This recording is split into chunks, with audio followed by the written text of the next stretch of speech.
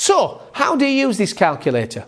Well, once you've logged on, you simply make your way through the various sections, filling in data where relevant. You can go through all the different steps. Now, to start with, there's two options when entering data. Option one is you can click on the nomenclature button, as you can see here. Now, this will now produce a pop-up sheet, as you can see, with all the variables that you're going to need throughout the whole step. This has got all the variables. And all you simply do is insert the relevant data in the boxes provided. Now, some of these cells are write protected due to having constant values. In other words, you will not be able to write these. This data will automatically be inserted and it can't be changed, such as density of air, and we've also put in specific heat capacity and acceleration due to gravity. These we've kept as a constant. Now, once you've inserted all the variables, you can simply click Update. You have now carried out all the calculations required by the calculator. If you've put in all the variables, all the calculations have been done. All you do now is simply work through all the steps involved, all the 11 steps, and you will be able to determine the requirement of a chef system.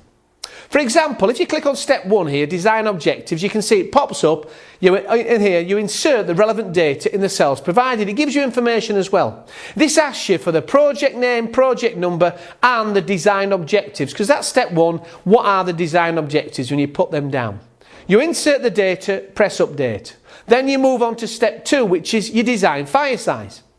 Now, as you can see here, the pop-up will give you details about this step. It tells you down here what it's all about, and it gives you the formula options.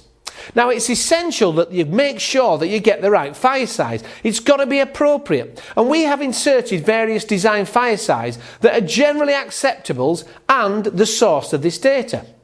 For example, if you click on here on table 3.2 for BR368, this pops up this table.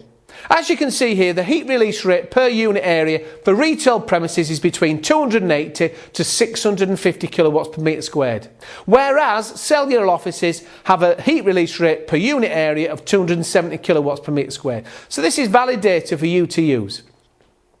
Now, once you have determined the convective heat release rate to be adopted in your design by either looking at these design fire sizes or using the formulas, you move on to the next step.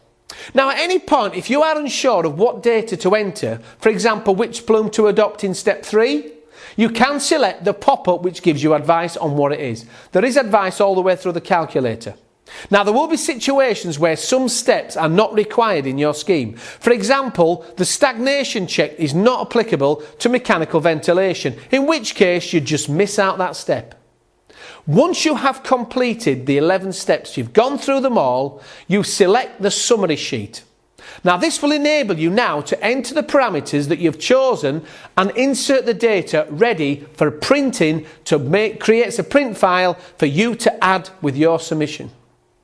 Now, this calculator is going to be constantly updated to reflect current thinking and comments from the industry. So if you've got any comments, please contact us with the comments on this. This is going to be updated. Our aim is to ensure that this product reflects best practice and ensures that the smoke, heat and exhaust ventilation requirements are correctly determined to ensure the safety of all those occupying the area being ventilated.